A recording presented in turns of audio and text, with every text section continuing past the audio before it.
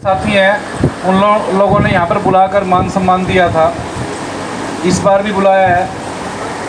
मैं सभी साथियों का, आयोजक कमेटी का बहुत बहुत धन्यवाद करता हूँ और डॉक्टर बी आर अम्बेडकर की 134वीं जयंती पर आप सभी लोगों को बहुत बहुत बधाइयाँ। और मंच पर जो इस न्यूज चैनल पर जो भी वक्ता ने कहा वो उसकी अपनी राय है, जिसकी पुष्टि नेशन न्यूज इंडिया नहीं करता। धन्यवाद।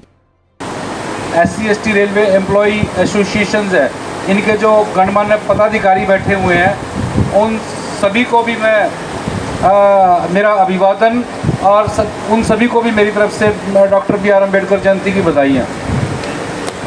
साथियों, आज हम साहब की जयंती मना रहे हैं और आप जितने भी लोग यहाँ पर बैठे हुए हैं, लगभग जितने भी लोग हैं सभी रेलवे डिपार्टमेंट से रिलेटेड हैं, SC कम्युनिटी से हैं और जो रेलवे की जो SC कम्युनिटी के जो हमारे कर्मचारी हैं, जो अधिकारी हैं,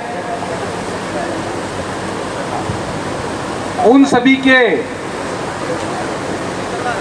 की जो मांगे हैं और उन सभी की जो सुविधाएं हैं उनके समाधान के लिए ये संस्था बनी हुई है।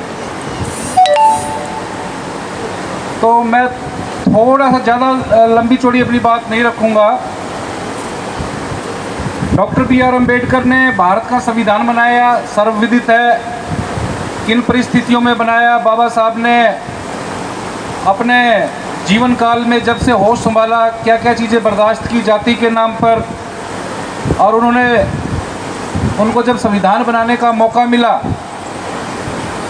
तो उन्होंने जो हाशिए पर समाज था उसको समान धारा में लाने के लिए, उनके उत्थान के लिए संविधान में विशेष प्रावधान डाले, हम लोगों को अधिकार दिए, चाहे वो वोट का अधिकार हो, रिजर्वेशन का अधिकार हो, शिक्षा का अधिकार हो, और सबसे बड़ा जो अधिकार दिया वो दिया आर्टिकल 17 के मार्फत जो छुआछूत सैकड़ों सालों से चलती आ रही थी उसको ख़त्म करने का अधिकार दिया।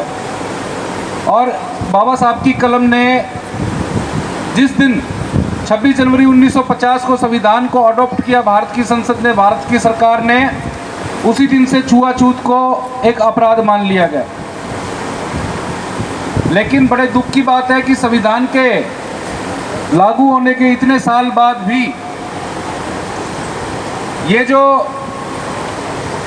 एक बुराई है समाज की, जातिवाद की, वो आज भी ख़त्म नहीं हुई है। और बाबा साहब देखते होंगे तो उनको बड़ा दुख होता होगा कि इतने मजबूत संविधान के बावजूद, इतने मजबूत कानूनों के बावजूद भारत में से ये बीमारी ख़त्म होने की जगह और भी मजबूत होती जा रही है। हम लोगों ने पीछे कोरोना झेला है और कोरोना के बारे में सरकार ने तमाम तरह की दवाइयाँ जनता के सामने रखी, लेकिन अब कोरोना जो है धीरे धीरे अपने रूप बदल कर सामने आ रहा है।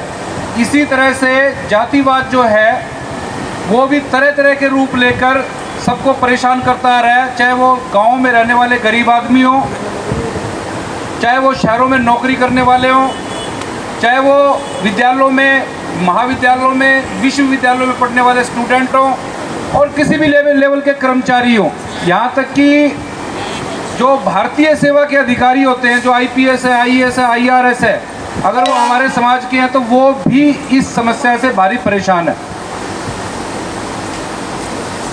तो इस तरह की परेशानियां ना आए तो इसीलिए इस तरह की संस्थाएं बनाई जाती हैं। तो अब मैं अभी देख रहा था कि जो रेलवे कर्मचारी हैं, खास तौर पर अनुसूचित जाति समुदाय के, उनको किस किस तरह की समस्याएं आती है। तो मैं एक समाज का जागरूक नागरिक होने के नाते जो हमारी अग्रणी संस्था है उनके सामने भी ये बातें रखूँगा। हो सकता है इन चीज़ों का निदान हो चुका होगा, नहीं हुआ हो, तो मेरी इनसे रिक्वेस्ट रहेगी कि इस मामले में वो इनिशिएटिव लें, कॉग्निजेंस लें और इसमें कुछ ना कुछ उसके लिए करें।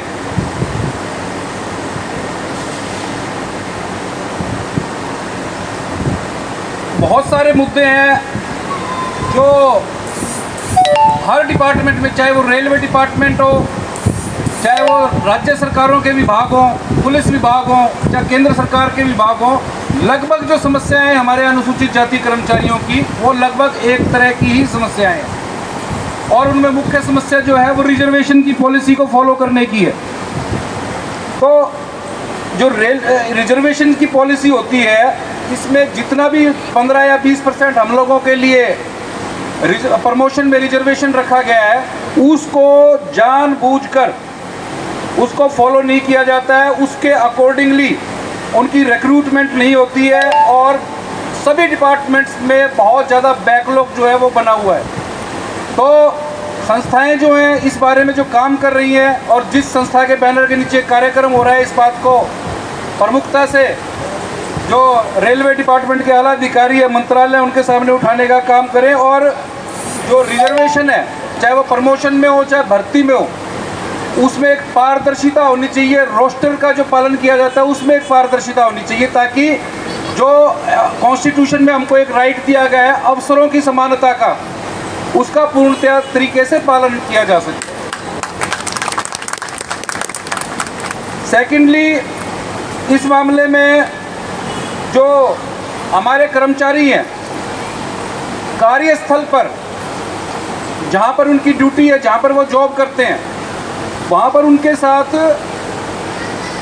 माइक्रो डिस्क्रिमिनेशन होता है, सूक्ष्म जिसको कहते हैं भेदभाव। छोटी छोटी बातों में प्रताड़ित किया जाता है, भेदभाव किया जाता है। और जो इस बारे में आवाज़ उठाने का काम करता है, उसको फिर अधिकारियों द्वारा प्रताड़ित भी किया जाता है। और आप सभी लोग, खास तौर पे जो संस्था के पदाधिकारी बैठे हैं, सीनियर लोग हैं, अनुभवी हैं, इनको इस बात का भली भांति पता है कि, और खास तौर पे जो संस्था के पदाधिकारी होते हैं, इनको विशेष रूप से प्रताड़ित किया जाता है कि तुम इस तरह की बात क्यों उठाते हो।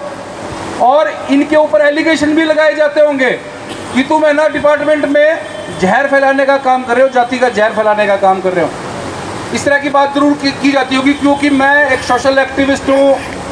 गाँव में, शहरों में जाति के नाम पर जो एट्रोसिटी होती है, जब मैं इसकी आवाज़ उठाता हूँ, पुलिस वाले, सरकार के लोग, दूसरे कम्युनिटीज़ के लोग मेरे ऊपर एलिगेशन लगाते हैं कि तुम जाति का जहर फैलाने का काम करते हो। भाई, हमारी संस्था के लोग, मैं या मेरे जैसे और एक्टिविस्ट, अगर हमारे समाज के लोगों को, कर्मचारियों को, अधिकारियों को अपने समाज के, अपने संविधान के, अपने कानूनों के अधिकार बताने का काम करते, तो ये जाति का जहर फैलाना नहीं है।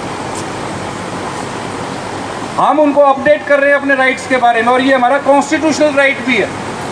कॉन्स्टिट्यूशन में, भारत के संविधान में बाबा साहब ने बाकायदा एक प्रावधान रखा है कि हर धर्म के लोगों को, हर कास्ट के लोगों को अपनी कास्ट का प्रचार करने का अधिकार है।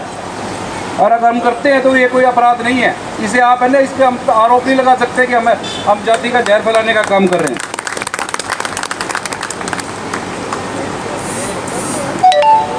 तीसरा इसमें ये है कि हर डिपार्टमेंट में एससी कम्युनिटीज़ के साथ एट्रोसिटी होती है। झूठे एलिगेशंस में उनको एक्सप्लेनेशन मांगी जाती है, झूठे एलिगेशंस में उनको चार्जशीट किया जाता है, नौकरियों तक से हटा दिया जाता है।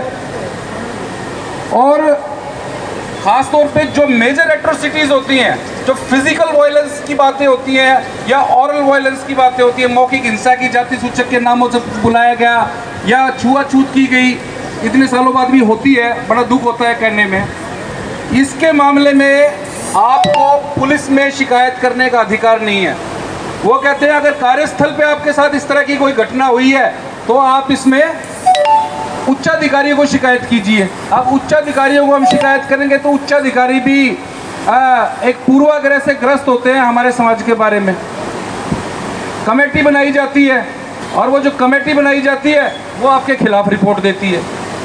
और अगर आपने पैरेलल पुलिस में कंप्लेंट कर दी, एससी कमीशन में कंप्लेंट कर दी, तो ये भी एक मिसकंडक्ट मान के आपको एक नई पर्ची और पकड़ा दी जाती है, एक्सप्लेनेशन मांग ली जाती है कि आपने जो नॉर्म्स है डिपार्टमेंट के उसका कंटेम्प्ट किया है, उसकी अवहेलना की है।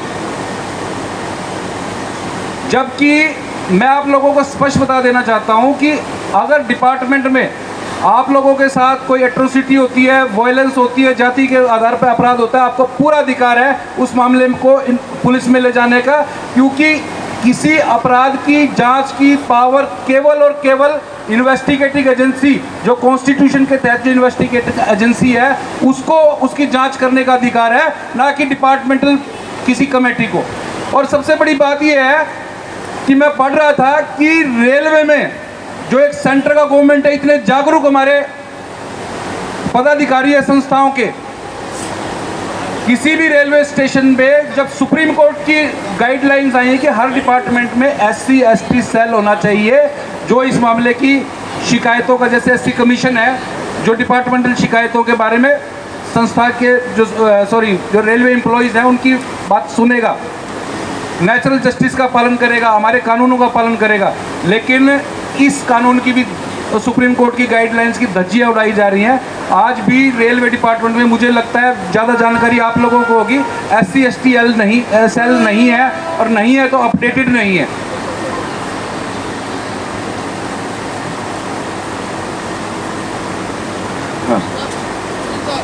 हाँ जी,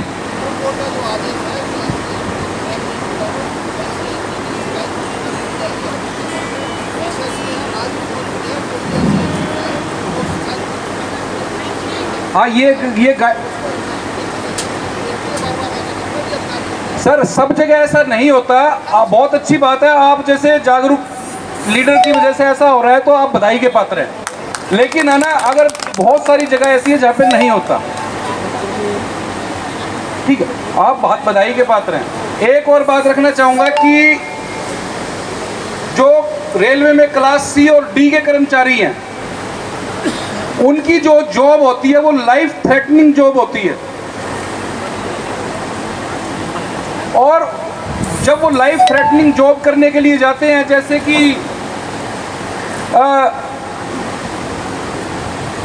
रेलवे लाइफ थ्रेटनिंग, मेरे को इतनी डिटेल नहीं पता, मैंने पढ़ा है इस बारे में, जिसमें जान जाने का खतरा हो, उस मामले में आप लोगों को कोई फैसिलिटी या जो गवर्नमेंट की पॉलिसीज़ है, जैसे सीवरेज में कर्मचारी घुसता है तो हाई कोर्ट सुप्रीम कोर्ट की गाइडलाइंस हैं कि प्रॉपर इक्विपमेंट होना चाहिए, उसका इंश्योरेंस होना चाहिए। जैसे वो आजकल पॉलिसी चली है, पुलिस डिपार्टमेंट में कोई ड्यूटी के दौरान शहीद होता है तो उसको 1 या 2 करोड़ रुपए दिया जाता है। इस तरह की पॉलिसी खास तौर पे जो क्लास C और D के कर्मचारी हैं उनके लिए फॉलो नहीं किया जा रहा है इस पॉलिसी का। अगर किया जा रहा है तो बहुत अच्छी बात है, नहीं तो जो हमारी माननीय संस्था है और उसके माननीय पदाधिकारी हैं तो इस बात को प्रमुखता से उठाएं। और आज जो डॉक्टर BR अम्बेडकर जी, बहुत सारे और इशू हैं लेकिन मेरे को पीछे से झंडी आ रही है कि बात ख़त्म करो, तो आज डॉक्टर BR अम्बेडकर जी की जो जयंती है, इस जयंती को हम औपचारिक तौर पर ना बनाकर, जो संस्था के पदाधिकारी है, मेरा इनसे अनुरोध रहेगा, मेरी रिक्वेस्ट रहेगी कि ज़्यादा से ज़्यादा मामलों में जो है हमारे कर्मचारियों की पैरवी करें। ख़ास तौर पर जो एट्रोसिटी है डिपार्टमेंट के अंदर, चाहे वो ऑरल वायलेंस हो, ऑरल कास्ट वायलेंस हो, या फिर फिजिकल कास्ट वायलेंस हो, या हरासमेंट हो, ये सारी की सारी चीज़ों पे अंकुश लग सके। और जो विभाग के आला अधिकारी है, मंत्री है, रेलवे बोर्ड के मेंबर है, वो आपके नाम से थरथराने चाहिए। इतना ज़्यादा वजूद आप लोग अपना बनाने का काम करें। थैंक यू वेरी मच सभी को।